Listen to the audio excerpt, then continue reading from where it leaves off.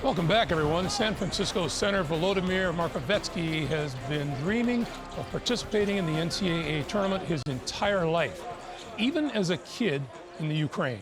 He was well aware of the significance of college basketball in March, but as Jamie Erdahl explains, tonight's game will hardly be the only thing on his mind, as his family and their country are fighting for survival.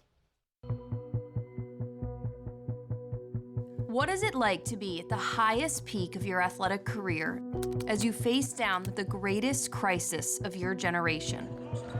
For one player, University of San Francisco's Volodymyr Markovetskyy, the weight of the moment lies off the court. I remember following the news very closely in the Ukraine and checking in with Vova. And I know he was on the phone with his mom and dad quite a bit, trying to get a great pulse on what was going on. Fortunately, his mother and sister were able to get to Lithuania and get to some safe haven, which was great.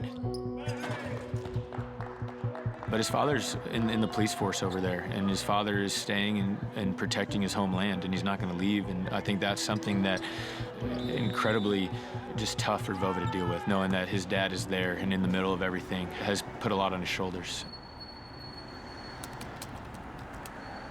President Volodymyr Zelensky is encouraging his fellow Ukrainians to keep their resistance up against Russian forces. Russia intensified shelling in several cities Friday night. Britain's defense ministry says Russian ground forces are now within 15 miles of Kyiv's city center. However, in Mykolaiv, like many other cities in Ukraine, it is a majority Russian-speaking city. So we were in that bunker surrounded by native Russians. My hometown was the opposite side of all this conflict, and it's close to Poland. And I called to my mom, and she just told me like 15 or 20 minutes ago, our airport was destroyed. And she sent me a video how it's happened. And like, oh my God, like, it's not safe to in Ukraine. Like, even in my hometown.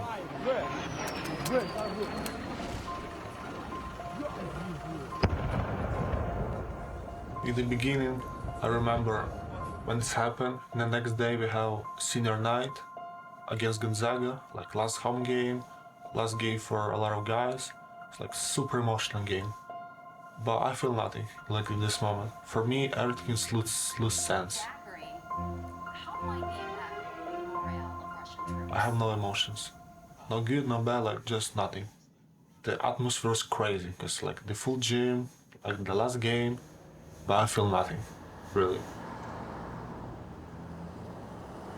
Welcome to the NCAA Men's Basketball Championship Selection Show. USF's first NCAA berth in 24 years is an achievement to savor. I know I can speak for a lot of people when I say that this was a long time coming. We knew that we had the talent we needed to meet this moment. But for Vova, it's a surreal footnote in the midst of a war devastating his home country. This is the moment I feel like I need to talk. Because I feel not good just sitting and watching what happened in the war. I want to tell the people, the Ukrainian people are super strong.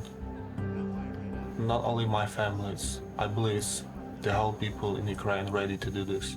Like, we are strong. After a 24-year absence, the madness of March returns. I'm hopeful that basketball has been a little bit of an escape for him. The Dons of San Francisco will make their first NCAA tournament appearance since 1998. That was a long wait to see their name come up. They were nervous and they can exhale. Well done.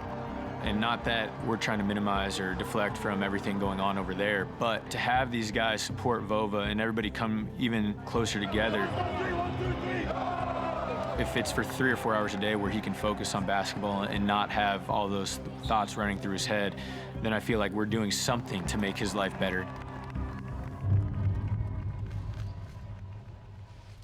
This is almost unbelievable. Vova says his family has barely missed a game this season. Across the world, in the middle of what they are dealing with, they have somehow been able to watch or find highlights of almost every game, a real lift for all of them.